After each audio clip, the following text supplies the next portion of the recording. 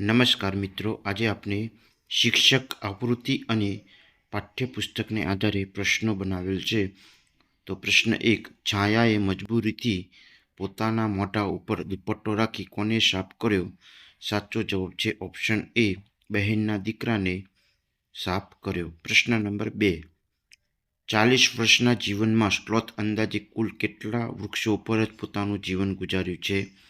આ પ્રશ્નનો સાચો જવાબ છે ઓપ્શન બી, 8 વૃક્ષો પર જ પોતાનું જીવન ગુજારે છે.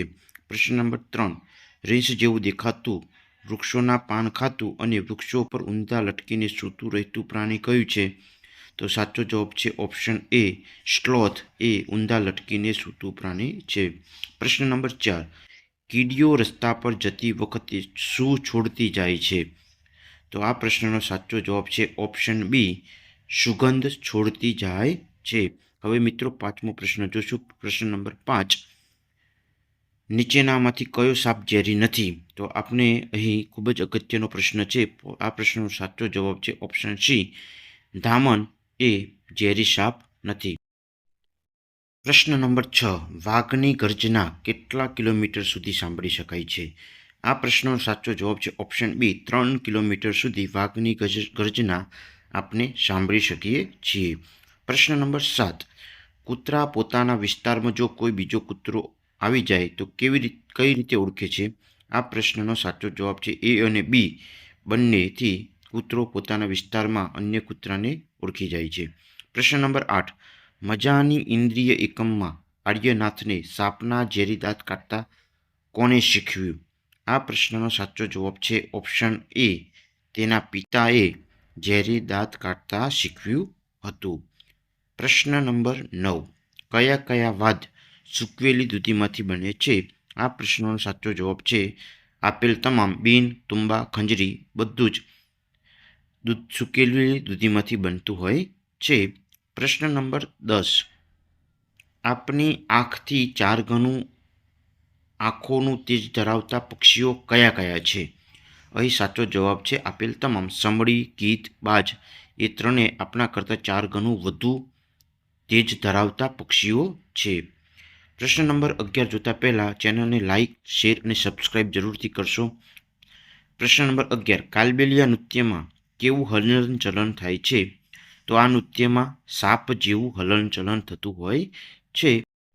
પ્રશ્ન 12, ધોરણ 5 પાઠ 9 ચઢીએ ઊંચા ચઢાણમાં ખાંડોબી કયા રાજ્યના વતની હતા? સાચો જવાબ છે ઓપ્શન ડી, મિઝોરમ રાજ્યના વતની હતા.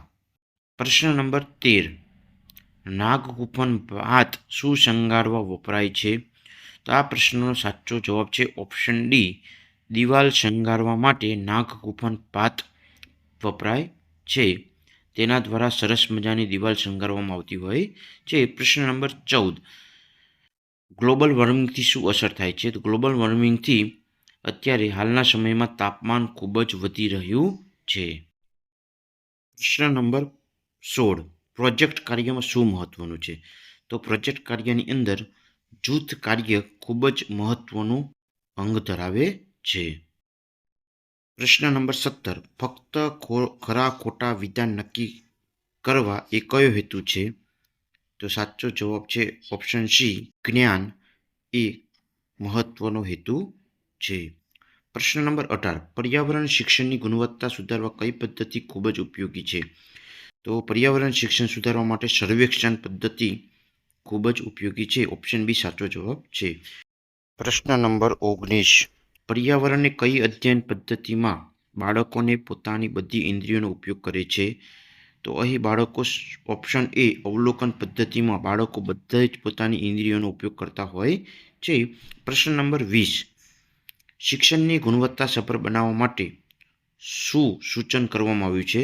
તો શિક્ષણને ગુણવત્તા સભર બનાવવા માટે શિક્ષકો માટે શિક્ષક આવૃત્તિ બનાવવાનું સૂચન કરવામાં આવ્યું છે. પ્રશ્ન નંબર 21, વિદ્યાર્થીઓના મૂલ્યાંકન માટે કયો નવો અભિગમ દર્શાવવામાં આવ્યો છે? તો હાલ વિદ્યાર્થીઓના મૂલ્યાંકન માટે 360 ડિગ્રી મૂલ્યાંકન નવો અભિગમ દર્શાવવામાં આવ્યો છે.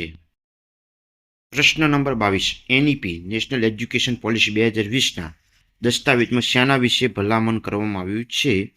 તો અહીં ઓપ્શન બી રાષ્ટ્રીયનું શિક્ષણ તેની ભલામણ કરવામાં આવેલ છે. પ્રશ્ન નંબર 23 શિક્ષક આવૃત્તિની પ્રસ્તાવના કોણે લખી છે? તો શિક્ષક આવૃત્તિની પ્રસ્તાવના ઓપ્શન એ પી.કે. ત્રિવેદીએ શિક્ષકો માટે આપવામાં આવેલ શિક્ષક આવૃત્તિની પ્રસ્તાવના લખેલ છે. પ્રશ્ન નંબર 24 એકમ 4 અમૃતાની વાર્તામાં બાળકોને શું બચાવવા પ્રેરણા આપવામાં આવેલ છે? તો આ એકમની અંદર વૃક્ષોને બચાવવા માટે પ્રેરણા આપવામાં આવેલ છે. ઓપ્શન બી સાચો જવાબ છે. પ્રશ્ન નંબર 25 ધોરણ 5 પાઠ 4 કેરીઓ બારે માસમાં કોના ટિફિનમાં ભીંડાનું શાક હતું? સાચો જવાબ છે રુચિ. રુચિના ટિફિનમાં ભીંડાનું શાક હતું. પ્રશ્ન નંબર 26 વિવિધ વૃક્ષો અને તેમનું મહત્વ કયા પેડાગોજી અભ્યાસ દ્વારા કરવાનું કહ્યું છે? તો આ પ્રશ્નનો સાચો જવાબ છે ઓપ્શન એ વાર્તા દ્વારા કહેવામાં આવ્યું છે.